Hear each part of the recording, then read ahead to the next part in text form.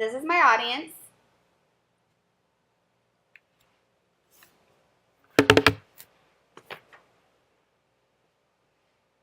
By blood, I am Albanian. By citizenship, I am Indian.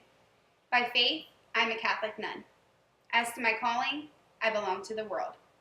As to my heart, I belong entirely to Jesus. She was baptized Agnes.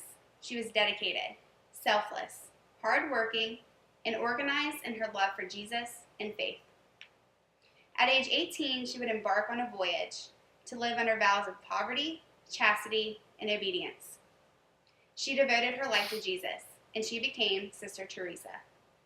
The first passage of her new life was to teach young girls at St. Mary's in Calcutta. It was there that she spent 20 years, and from there, a custom train ride would determine her next vocation, the rest of her life. Sister Teresa will become one of the world's most known missionaries, and the world would know her as Mother Teresa. She was a simple woman who had a calling. That calling was to exude love, joy, and happiness for those who thirsted for it most. She broke down barriers by eluding the caste system in India and caring for those who were unwanted in pure faith and compassion.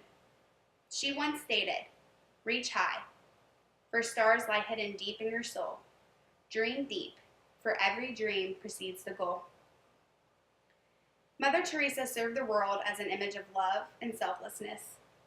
She was the recipient of John F. Kennedy Award, Templeton Prize for Progress in Religion, and a Nobel Peace Prize winner, among others. With every award she accepted, she remained humble in her vocation to service the poorest of the poor. So how did one woman change a broken world that was impoverished? She started small. Mother Teresa sought out every person who wasn't just hungry, naked, or homeless. She sought out those who were also unwanted, not loved, and merely alone. She ventured along the avenues of poverty. She nursed the weak of hungry, cared for those dying of TB, and stared in the eyes of the broken and famished. She herself was a luminous message of hope. The proof is in her beautiful words. Each of us is merely a small instrument. All of us, after accomplishing our mission, will disappear. Mother Teresa wanted more for the poor than what she could do as just one person. She was later granted permission to begin a new religious congregation, Missionaries of Charity. Under her leadership, she and other sisters devoted themselves in spreading a message of hope throughout India. This message of hope soon radiated every direction they traveled. Mother Teresa and her supporters touched many nationalities and cultures, and in turn, the media followed them. Shortly after, the world followed them. It became a society, and more branches were founded.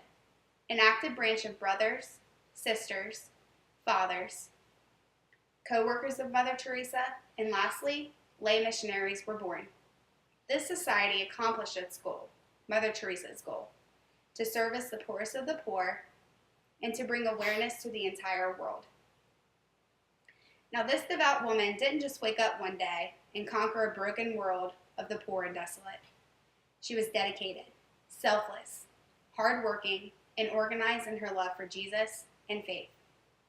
She began her voyage with small gestures. She continued her passage, being the love for those who weren't loved. And when her journey came to an end in 1997, love stayed where she had planted its seeds for those who thought such love was sterile. There's a lot to be said about Mother Teresa, but I will leave you here with this quote. "I can do things you cannot. You can do things I cannot. But together, we can do great things."